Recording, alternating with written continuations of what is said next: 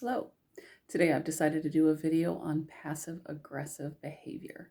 And the reason I've chosen this topic is because I live in an area that is famous for passive aggressive behavior. I've often wondered why people do this, and I have a pretty good explanation. So, the reason that people use passive aggressive behavior is because the social climate where I live is all about being nice. We're too nice. We want to be nice. We want to get along with people. But in some cases, in many cases, that means we're not resolving conflict or resolving discrepancies. And often, what happens when that ensues is that change doesn't happen. Um, People who are unaware remain unaware. And then we hold on to negativity through the passive aggressive situation. So I want to give a personal example of a situation where I could have been passive aggressive, but I chose not to.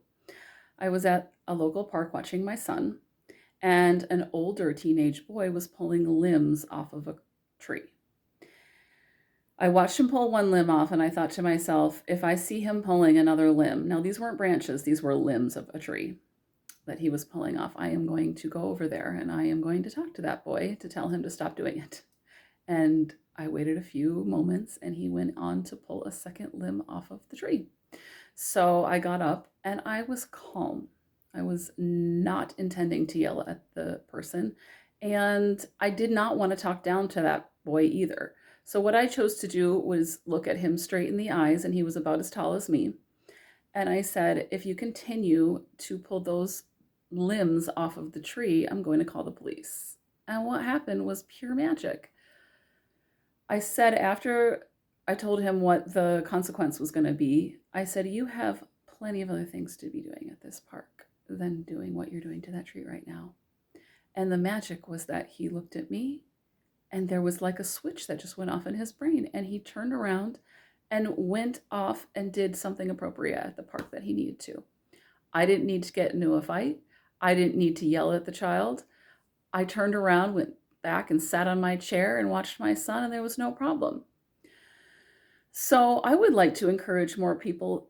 Maybe this particular scenario isn't something that you would want to do. Maybe you're not as comfortable directly approaching somebody else. But what you really could do in the situation is, again, sit and watch and observe what the behavior is. Feel in your body what you want to happen.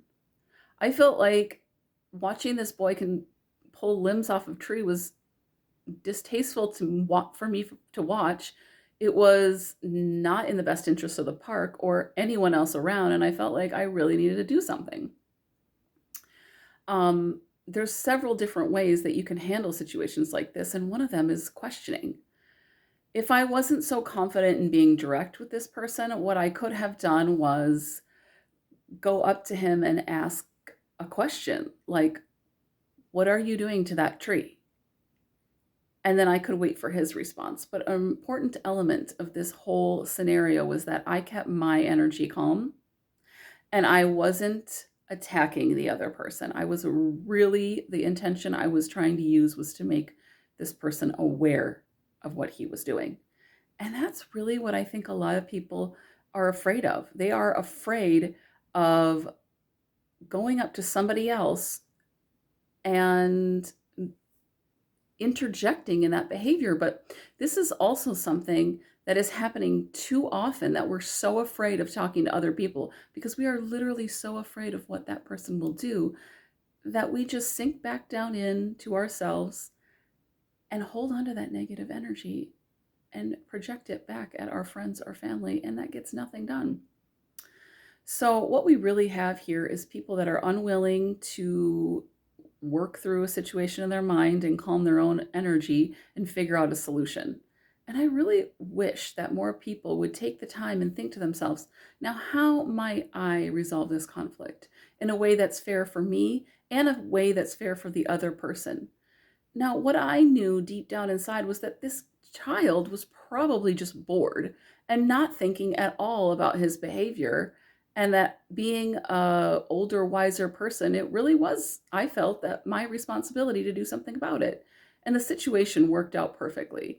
And I just hear a lot of complaining of people who are constant complaining about the same things from the same people, but yet they don't figure out a solution to resolve the conflict. So, in conclusion, the best thing to do in a passive aggressive situation is really look at yourself and your emotions and first see, are you serving yourself well by holding on to this negativity or venting and complaining to your family? And if you're really willing to take the next steps and improve your emotional intelligence, it's time to sit there in those hot moments when you're feeling that anger or frustration rise while you're watching somebody else do something or say something to you that you don't like. It really is time to take your power back and figure out a way to calmly and nicely, without throwing aggressive behavior at the other person, and figuring out a way to resolve that conflict. It is possible in most situations to literally connect with that other human and find a non-violent way to communicate. I hope that this video helps you in the next time, in the next situation where you are feeling like you could have passive aggressive behavior, but you've chosen instead to take the high road and find a solution instead. Good luck.